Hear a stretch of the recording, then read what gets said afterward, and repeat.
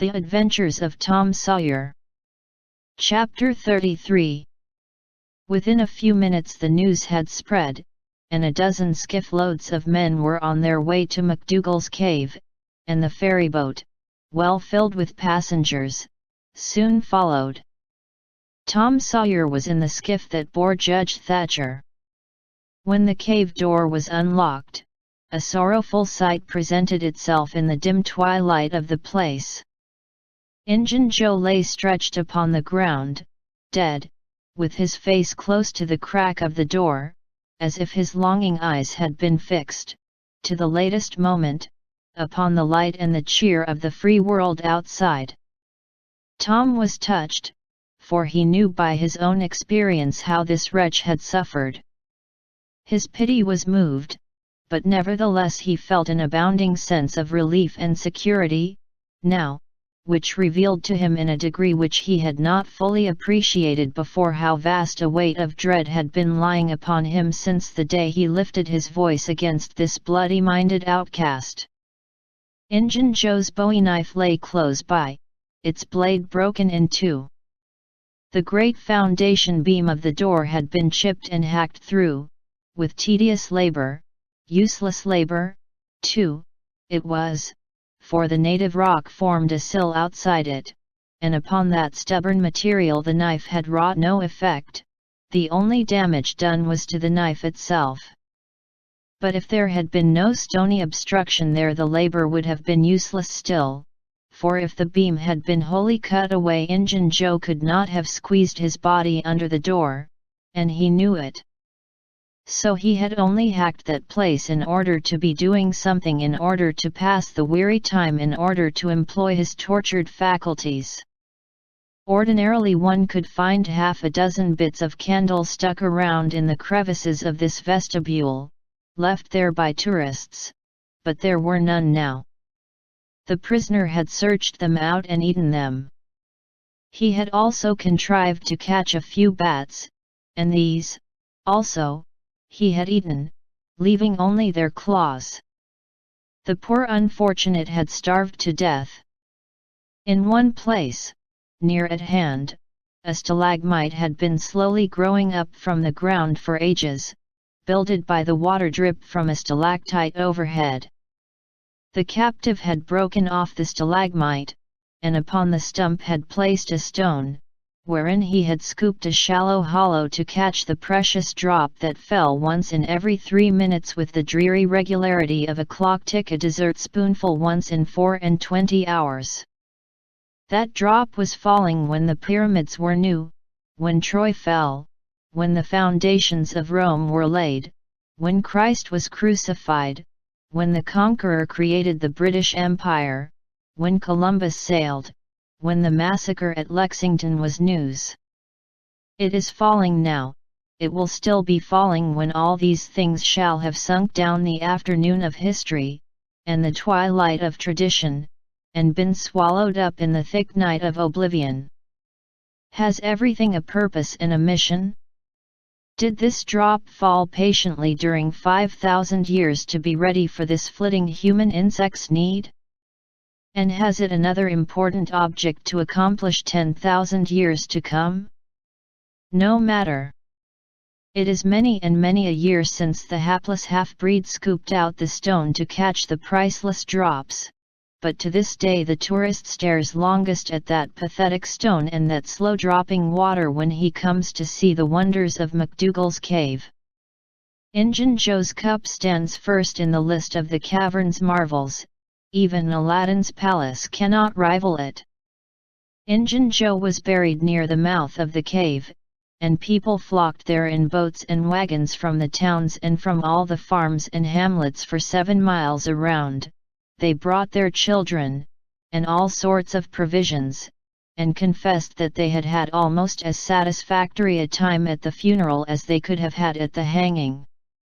This funeral stopped the further growth of one thing: the petition to the governor for Injun Joe's pardon.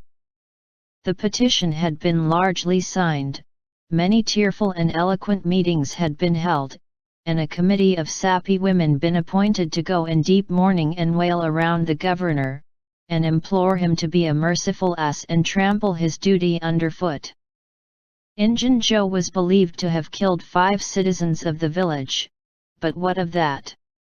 If he had been Satan himself, there would have been plenty of weaklings ready to scribble their names to a pardon petition, and drip a tear on it from their permanently impaired and leaky waterworks.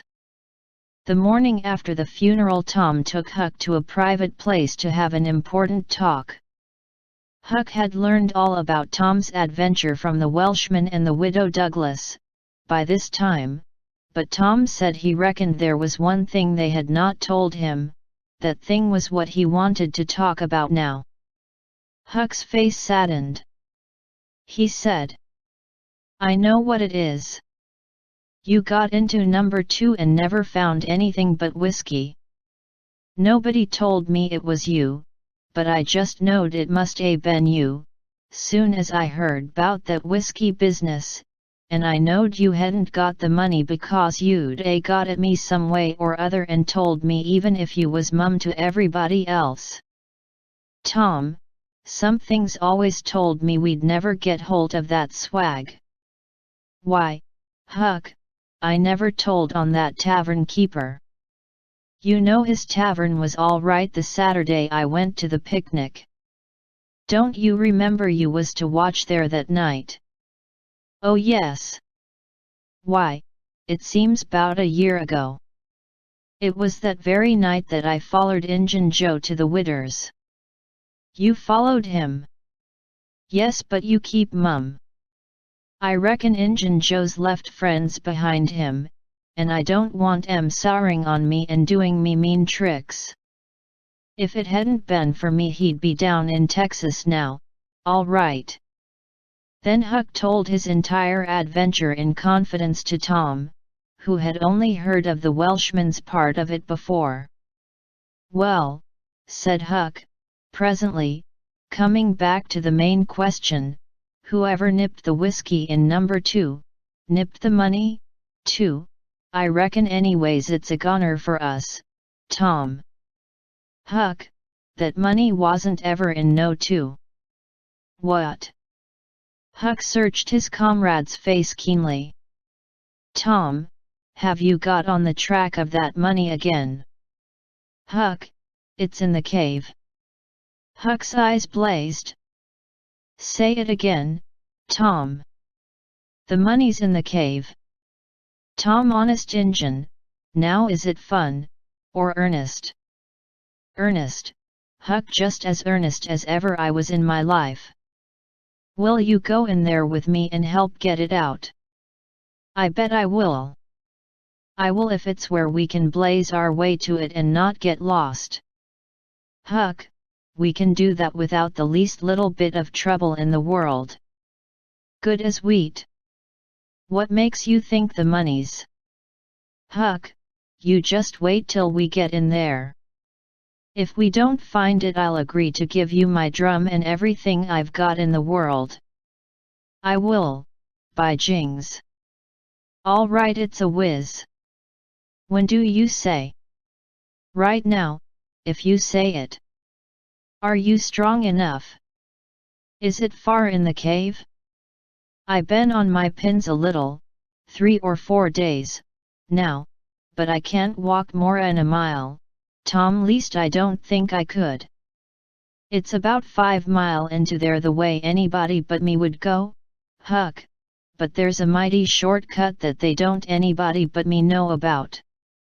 "Huck, I'll take you right to it in a skiff. I'll float the skiff down there, and I'll pull it back again all by myself. You needn't ever turn your hand over. Let's start right off, Tom." "All right. We want some bread and meat, and our pipes, and a little bag or 2 and 2 or 3 kite strings, and some of these new-fangled things they call lucifer matches. I tell you, many's the time I wished I had some when I was in there before." A trifle after noon the boys borrowed a small skiff from a citizen who was absent, and got under way at once. When they were several miles below Cave Hollow, Tom said, Now you see this bluff here looks all alike all the way down from the cave hollow, no houses, no wood yards, bushes all alike. But do you see that white place up yonder where there's been a landslide? Well, that's one of my marks. We'll get ashore, now. They landed. Now, Huck, where we're standing you could touch that hole I got out of with a fishing pole. See if you can find it. Huck searched all the place about, and found nothing. Tom proudly marched into a thick clump of sumac bushes and said, "Here you are. Look at it, Huck, it's the snuggest hole in this country. You just keep mum about it. All along I've been wanting to be a robber, but I knew I'd got to have a thing like this, and where to run across it was the bother. We've got it now, and we'll keep it quiet, only we'll let Joe Harper and Ben Rogers in because of course there's got to be a gang, or else there wouldn't be any style about it." Tom Sawyer's gang, it sounds splendid, don't it, Huck? Well, it just does, Tom. And who'll we rob? Oh, most anybody. Waylay people, that's mostly the way. And kill them? No, not always. Hive them in the cave till they raise a ransom. What's a ransom? Money. You make them raise all they can, often their friends, and after you've kept them a year, if it ain't raised then you kill them. That's the general way. Only you don't kill the women. You shut up the women, but you don't kill them. They're always beautiful and rich, and awfully scared. You take their watches and things, but you always take your hat off and talk polite. They ain't anybody as polite as robbers, you'll see that in any book. Well, the women get to loving you, and after they've been in the cave a week or 2 weeks they stop crying, and after that you couldn't get them to leave. If you drove them out they'd turn right around and come back. It's so in all the books. Why, it's real bully, Tom. I believe it's better and to be a pirate. Yes, it's better in some ways, because it's close to home and circuses and all that. By this time everything was ready and the boys entered the hole, Tom in the lead. They toiled their way to the farther end of the tunnel, then made their spliced kite strings fast and moved on. A few steps brought them to the spring, and Tom felt a shudder quiver all through him. He showed Huck the fragment of candle wick perched on a lump of clay against the wall, and described how he and Becky had watched the flame struggle and expire. The boys began to quiet down to whispers, now, for the stillness and gloom of the place oppressed their spirits. They went on, and presently entered and followed Tom's other corridor until they reached the jumping-off place. The candles revealed the fact that it was not really a precipice, but only a steep clay hill 20 or 30 feet high. Tom whispered, "Now I'll show you something, Huck." He held his candle aloft and said, "Look as far around the corner as you can. Do you see that? There on the big rock over yonder done with candle smoke. Tom, it's a cross.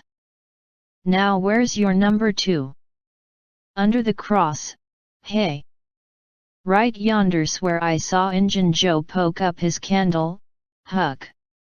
Huck stared at the mystic sign a while, and then said with a shaky voice, "Tom, let's get out of here." "What, and leave the treasure?" "Yes, leave it. Injun Joe's ghost is round about there, certain." "No it ain't, Huck, no it ain't. It would haunt the place where he died away out at the mouth of the cave 5 mile from here." "No, Tom, it wouldn't. It would hang round the money."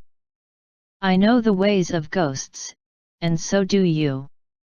Tom began to fear that Huck was right. Misgivings gathered in his mind. But presently an idea occurred to him. Looky here, Huck, what fools we're making of ourselves. Injun Joe's ghost ain't a-going to come around where there's a cross. The point was well taken. It had its effect. Tom, I didn't think of that. But that's so. It's luck for us, that cross is. I reckon we'll climb down there and have a hunt for that box. Tom went first, cutting rude steps in the clay hill as he descended. Huck followed. 4 avenues opened out of the small cavern which the great rock stood in. The boys examined 3 of them with no result. They found a small recess in the one nearest the base of the rock, with a pallet of blankets spread down in it, also an old suspender, some bacon rind, and the well-gnawed bones of 2 or 3 fowls. But there was no money box. The lads searched and researched this place, but in vain. Tom said. He said under the cross. Well, this comes nearest to being under the cross. It can't be under the rock itself, because that sets solid on the ground. They searched everywhere once more, and then sat down discouraged. Huck could suggest nothing. By and by Tom said. Looky here, Huck, there's footprints and some candle grease on the clay about one side of this rock, but not on the other sides. Now, what's that for? I bet you the money is under the rock. I'm going to dig in the clay. That ain't no bad notion, Tom, said Huck with animation. Tom's reel Barlow was out at once, and he had not dug 4 inches before he struck wood. Hey, Huck, you hear that? Huck began to dig and scratch now. Some boards were soon uncovered and removed. They had concealed a natural chasm which led under the rock. Tom got into this and held his candle as far under the rock as he could, but said he could not see to the end of the rift. He proposed to explore. He stooped and passed under. The narrow way descended gradually. He followed its winding course, first to the right, then to the left, Huck at his heels. Tom turned a short curve, by and by, and exclaimed. My goodness, Huck, looky here. It was the treasure box, sure enough, occupying a snug little cavern, along with an empty powder keg, a couple of guns in leather cases, 2 or 3 pairs of old moccasins, a leather belt, and some other rubbish well soaked with the water drip. Got it at last, said Huck, plowing among the tarnished coins with his hand. My, but we're rich, Tom. Huck, I always reckoned we'd get it. It's just too good to believe, but we have got it, sure. Say, let's not fool around here. Let's snake it out. Let me see if I can lift the box. It weighed about 50 pounds. Tom could lift it, after an awkward fashion, but could not carry it conveniently. I thought so, he said. They carried it like it was heavy, that day at the haunted house. I noticed that. I reckon I was right to think of fetching the little bags along. The money was soon in the bags and the boys took it up to the cross rock. Now let's fetch the guns and things, said Huck. No, Huck, leave them there. They're just the tricks to have when we go to robbing. We'll keep them there all the time, and we'll hold our orgies there, too. It's an awful snug place for orgies. What orgies? I dunno. But robbers always have orgies, and of course we've got to have them, 2. Come along, Huck, we've been in here a long time. It's getting late, I reckon. I'm hungry, too. We'll eat and smoke when we get to the skiff. They presently emerged into the clump of sumac bushes, looked warily out, found the coast clear, and were soon lunching and smoking in the skiff. As the sun dipped toward the horizon, they pushed out and got under way.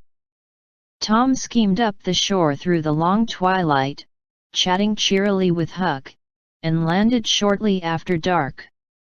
Now, Huck, said Tom, we'll hide the money in the loft of the widow's woodshed, and I'll come up in the morning and we'll count it and divide, and then we'll hunt up a place out in the woods for it where it will be safe. Just you lay quiet here and watch the stuff till I run and hook Benny Taylor's little wagon. I won't be gone a minute. He disappeared, and presently returned with the wagon, put the 2 small sacks into it, threw some old rags on top of them, and started off, dragging his cargo behind him. When the boys reached the Welshman's house, they stopped to rest. Just as they were about to move on, the Welshman stepped out and said, "Hello, who's that?" "Huck and Tom Sawyer." "Good. Come along with me, boys, you are keeping everybody waiting. Here, hurry up, trot ahead, I'll haul the wagon for you." "Why, it's not as light as it might be." "Got bricks in it, or old metal?" "Old metal," said Tom. "I judged so. The boys in this town will take more trouble and fool away more time hunting up 6 bits worth of old iron to sell to the foundry than they would to make twice the money at regular work. But that's human nature. Hurry along, hurry along." The boys wanted to know what the hurry was about. "Never mind, you'll see, when we get to the Widow Douglas," Huck said with some apprehension, for he was long used to being falsely accused. "Mr. Jones, we haven't been doing nothing." The Welshman laughed. "Well, I don't know, Huck, my boy. I don't know about that. Ain't you and the widow good friends?" "Yes." "Well, she's been good friends to me, anyway." "All right, then. What do you want to be afraid for?" This question was not entirely answered in Huck's slow mind before he found himself pushed, along with Tom, into Mrs. Douglas' drawing room. Mr. Jones left the wagon near the door and followed. The place was grandly lighted, and everybody that was of any consequence in the village was there.